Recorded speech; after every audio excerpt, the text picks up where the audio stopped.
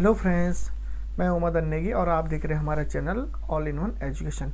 दोस्तों, इससे पहले वाली वीडियो में हमने समास के बारे में डिस्कस किया था। वहाँ हमने 3 समासों के बारे में डिस्कस किया था और आज हम उससे आगे के 3 जो समास होते हैं उनमें हम डिस्कस करेंगे। वो हैं द्विगु समास, बहुब्रीहि समास और द्वंद्व समास। तो चलिए शुरू करते हैं। द्विगु समास किसे कहते हैं?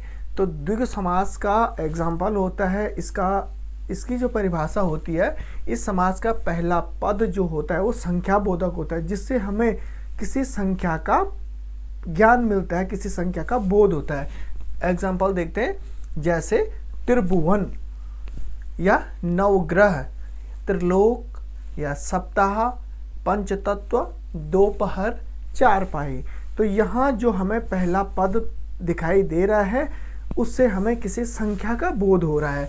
जैसे त्रिभुवन से मतलब 3 जो भुवन हैं, 3 जो लोक हैं, उसका बोध हो रहा है। या नवग्रह मतलब 9 जो ग्रह हैं उसका बोध हो रहा है। या त्रिलोक 3 लोक। या सप्ताह मतलब 7 दिनों का बोध हो रहा है। या पंचतत्व 5 दिनों का बोध हो रहा है। दोपहर 2 जो पहर होते हैं उसका बोध हो रहा है। या चारपाई तो 4 पहियों का हमें बोध हो रहा है। इसका जो पहला पद होता है उससे हमें किसी संख्या का बोध हो रहा है, संख्या का ज्ञान मिल रहा है, तो वहाँ होता है द्विगु समास। ध्यान रखिए। नेक्स्ट जो 5वां जो समास है वो है बहुब्रीहि समास। तो बहुब्रीहि में समास में क्या होता है कि जहाँ दोनों पदों को छोड़ करके किसी अन्य तीसरी चीज का हमें ज्ञान मिलता है, बोध होता है, वहाँ होता है बहुब्रीहि समास। तो चलिए देखते हैं इसका एग्जाम्पल। जैसे चतुरानन, चतुरानन में यहाँ चतुर या आनंद, यहाँ दोनों पद तो प्रमुख हैं लेकिन इन दोनों का कोई बोध नहीं और किसी तीसरी चीज का हमें ज्ञान मिल रहा है। चतुरानन किसको कहा जाता है?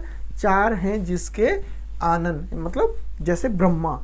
तो या नेक्स्ट त्रिलोचन, त्रिलोचन मतलब 3 हैं जिसके नयन, जैसे शिव शंकर।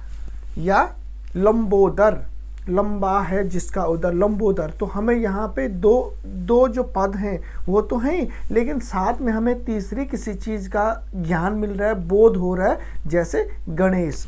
या गजानन, गज और आनंद 2 पद हैं यहाँ, लेकिन हमें इन 2 पदों को छोड़ करके किसी तीसरी चीज का इंडिकेट मिल रहा है, जैसे गणेश।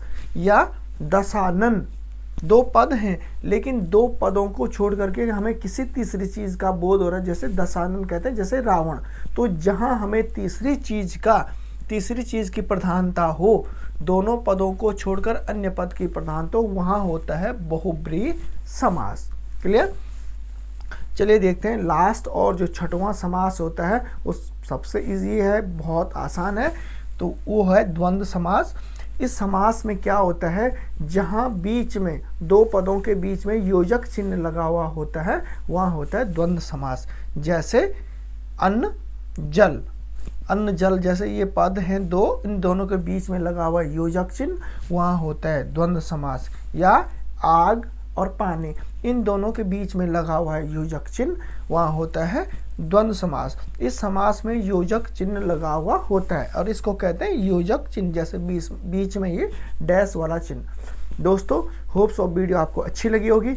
इसी प्रकार की वीडियो आपने देखनी है लगातार कंटिन्यू, तो हमारे चैनल को कर दीजिए सब्सक्राइब और वीडियो को कर दीजिए लाइक। थैंक यू दोस्तों, बाय।